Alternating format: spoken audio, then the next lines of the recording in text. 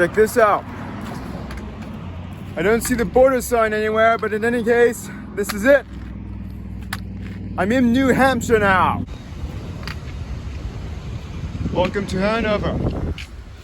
It's so incredibly weird being in town right now. It's a very nice town. One of the nicest towns we passed through on this entire trip.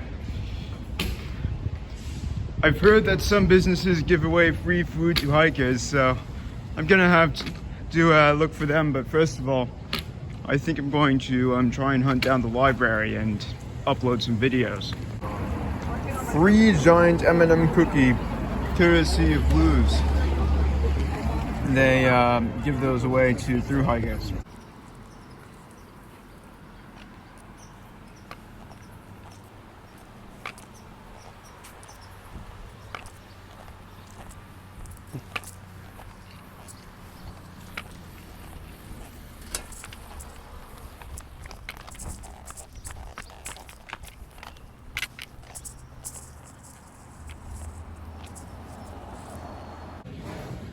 Vegan jerky. I am a very far distance away from Alabama.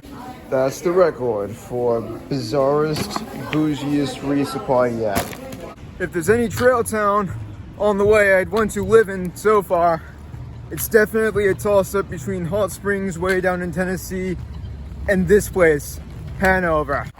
4/5 of the way to Katahdin from Springer. Can't wait for 5/6. Every state since New Jersey has had a boardwalk section, even New Hampshire. The forests are only getting weirder and weirder in New Hampshire. Should be an interesting ride. I plan to reach Grafton Notch in 10 or 11 days. We'll see if that goes to plan. If there's any place I'm going to slow down to really enjoy, it might be this, maybe Maine. First video of a view in New Hampshire. Pretty nice. Just chatted for a while with Sin City.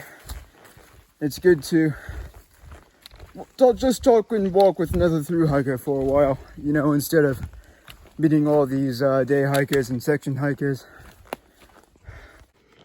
This is Mount Moose. Pretty easy climb to the top, honestly. One down climb and one up climb to go. I feel like falling asleep. All of these bog bridges have needed caution, so that's kind of a worrying sign. Let's see how bad it gets. Well, I can see why the sign exists. Half these bridges are broken. The other half are kind of weirdly put together after having clearly been broken before. I sat down for less than a minute and now I'm getting absolutely hounded by this horde of flies and mosquitoes. It seems like I'm gonna have to go non-stop all the way to the top of this stupid hill.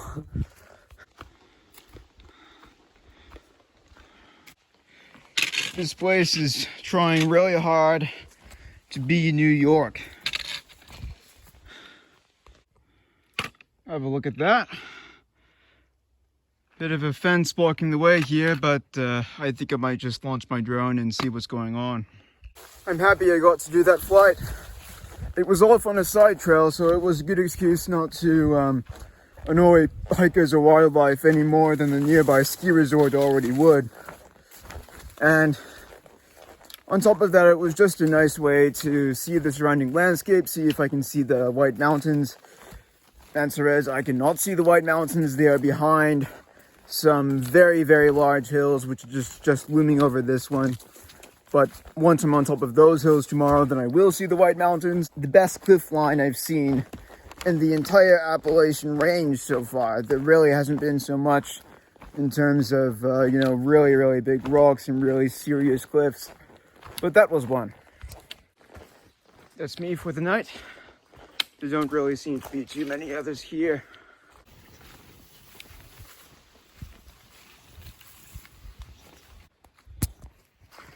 Just met my first southbound hiker. He was going pretty fast. He was kind of like this young, skinny guy. And he said he was trying to do the trail in under 100 days. Mile markers are nice. As someone who's done a bit of cartography, this vaguely annoys me. See how they didn't merge those two purple layers? It's not really that hard to, even with relatively old software. They could have just done that. Looks like a vulture. Or a bird of that sort. Right there on that path. That's Smarts Mountain. Just that one little summit cone to climb, and then there is the fire tower on top. Should be good.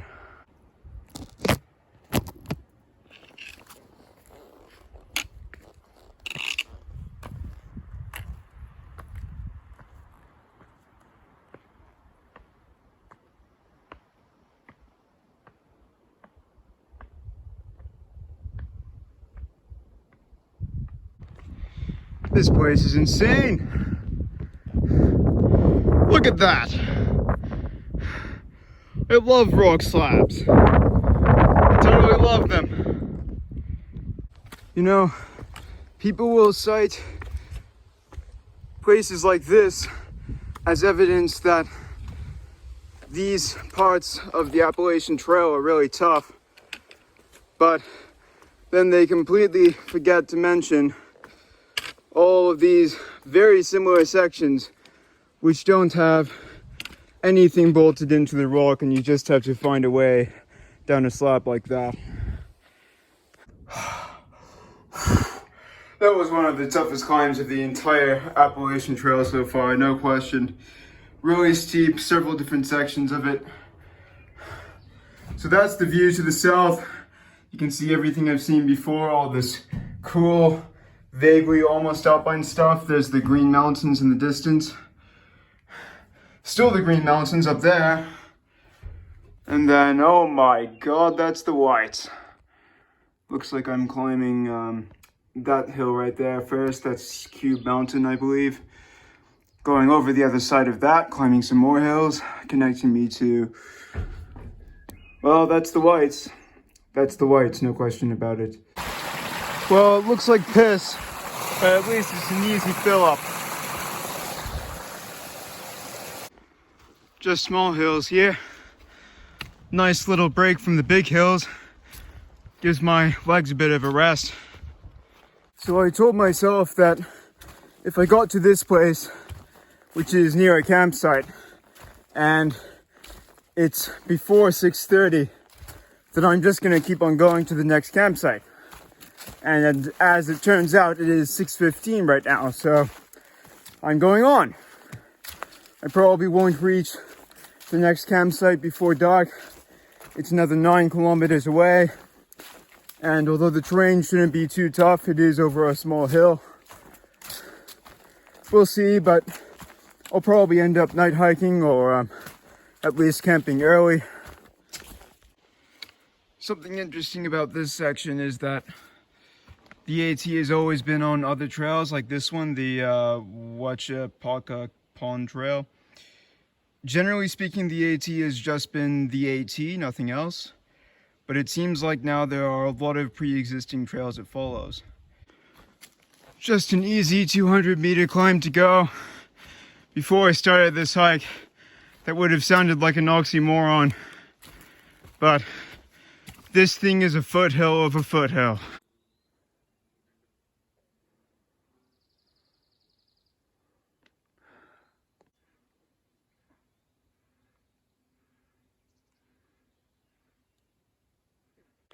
Here's some volunteers building bog bridges. Thank you so much, guys. Honestly, it's kind of sad to see all these kids my age in hard hats doing all this work when my club, my university outdoor club, doesn't do any of this kind of maintenance. We just do fun. So this is Oliverian Brook, which is apparently what people call the official beginning of the White Mountains. So this is where everything changes for me. Everything, the 1,800 miles before this, just the approach trail. Let's go. I've passed a few other hikers, mostly just out for a couple of days, to enjoy the whites. And this climate has already changed massively. You know, you have these trees, you have this moss, and it's already definitely gotten much cooler. So far, this mountain really hasn't been too bad. It's a lot like Killington in Vermont. Pretty steep. Alpine vegetation. Things really are changing.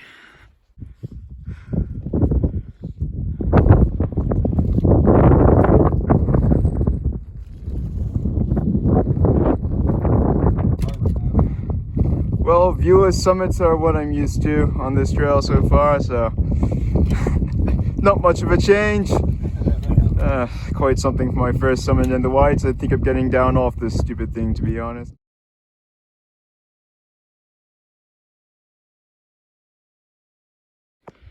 Well, there's some goddamn views. Even if they're through the trees, I'll take them. But yeah, the clouds are pretty low. First shelter in the whites. This isn't one of those infamous paid ones. This is just a completely free one where I'm going to have lunch and move on. If you're wondering what the descent of this mountain is like, they basically have us going down a waterfall. But overall, it isn't actually too bad.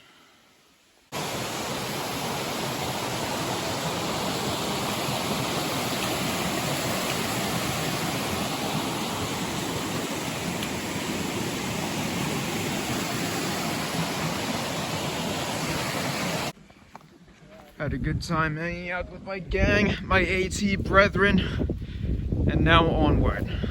So here's the first half decent view I've got of the whites.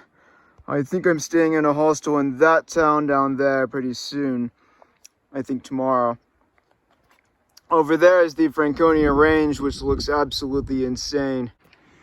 If you want to do the AT, get used to a lot of slab climbing.